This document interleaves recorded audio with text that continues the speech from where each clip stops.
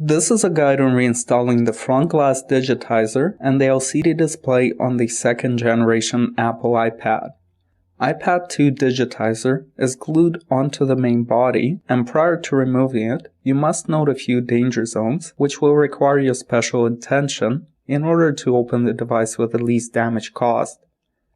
There's plenty of adhesive in the iPad, and it helps knowing where it is located. First, there's the outer edge, where the plastic rim surrounding the glass meets with the aluminum groove. Then there is the second ring of adhesive, which bonds the glass to select parts of the body. And last, there is a foamy dust shield around the LCD screen, which also adheres to the actual glass. It is very important to note that the wireless antenna is also glued to the glass and needs to remain with the body when the glass is separated. Please make sure you are paying extra attention to that area when working through the glue. As well as the volume and power buttons cable can be damaged in two spots. You should be extremely careful around those areas, since breaking those cables will disable vital functions and will require extra parts and time to repair. As usual, we're using the most basic tools, such as a putty knife and a small Phillips screwdriver. However, if you have access to a heat gun or a hairdryer, you may consider using it to soften the adhesive around the edges. The best place to start opening the iPad is the right bottom corner, just a few inches away from the wireless antenna. Please note, even though the plastic lid is part of the digitizer assembly, we recommend inserting your putty knife between the glass and the plastic. That way you can prevent leaving marks on the aluminum body. However, you will not be able to reuse the original digitizer anymore. In our case, the digitizer is clearly broken, and we strongly caution viewers not to open their iPads unless they are actually broken. Gently work your way around the edges, moving from the right side to the left, going back and forth on each edge until full separation is achieved. The adhesive is fairly strong, so please make sure you are positioning your knife in a controlled manner so that you are able to safely apply the force needed and are able to prevent damage from the knife. Take extra care around the webcam area and try to use fingers whenever possible. The digitizer is made of glass, and you could easily get a very deep cut without any warning. The entire opening process took more than 10 minutes, so please take your time. Once you have separated the right edge, make sure to separate the Wi-Fi antenna from the digitizer before proceeding any further. Now that the antenna is secured, it is safe to continue separating the glass away from the body. In cases when the digitizer is badly damaged, it may have to come out in small pieces. Open the digitizer as far as you can,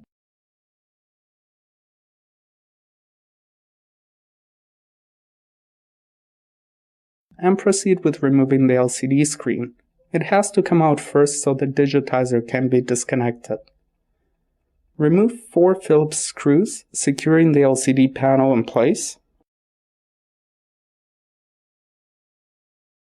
Then lift the LCD panel like so, and use a flat pick or a screwdriver to open the video connector's bracket and to disconnect the screen.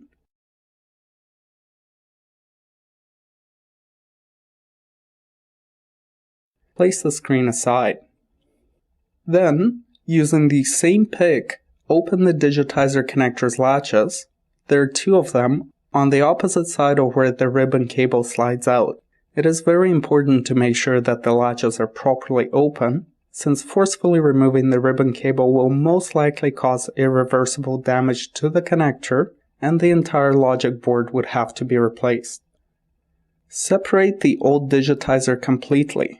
In this case, the digitizer is severely damaged, and we recommend cleaning up the remaining glass above a garbage bin.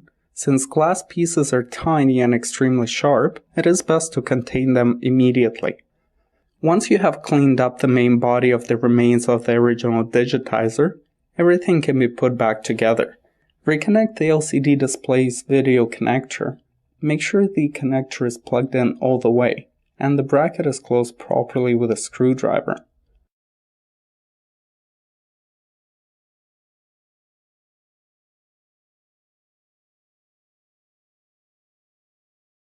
slide the replacement glass underneath the LCD and reconnect the digitizer's connector.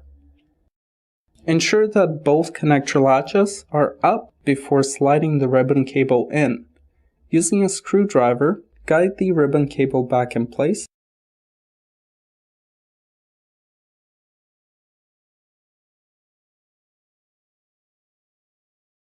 and secure both latches.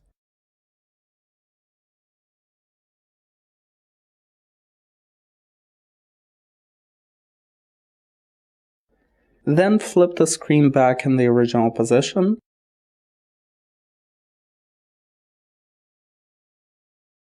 and secure the 4 Phillips screws. In order to properly close and seal the digitizer, some preparation must be conducted. We highly recommend that you ensure that there are no nicks or dents on the most outer rim of the body. It is typical for the iPad to have some dents on the corners and the original point of impact which broke the digitizer. Use a screwdriver and pliers or any other suitable tools to bend out all the imperfections so that the new digitizer can sit perfectly flush to the body.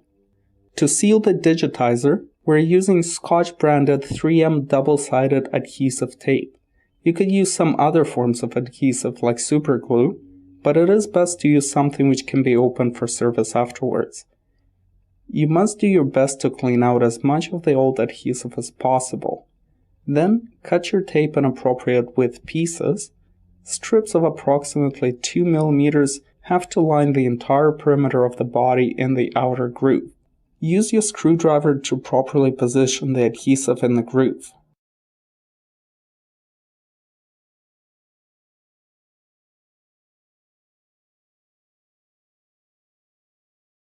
Then place appropriately sized pieces all around the second adhesive perimeter.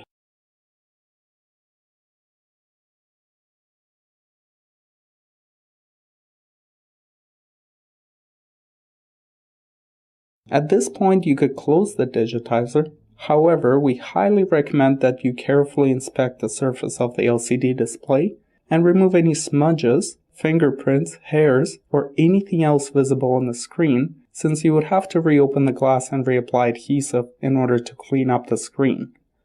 Close the digitizer starting from the left edge, ensuring that the plastic rim is sitting flush to the groove. It takes some patience to align the plastic rim, and you could use an X-Acto knife to carefully shave off some plastic to properly sink it into the groove. Once the proper alignment is achieved, apply weight on top of the iPad and let it sit overnight for the adhesive to properly cure, and you're done.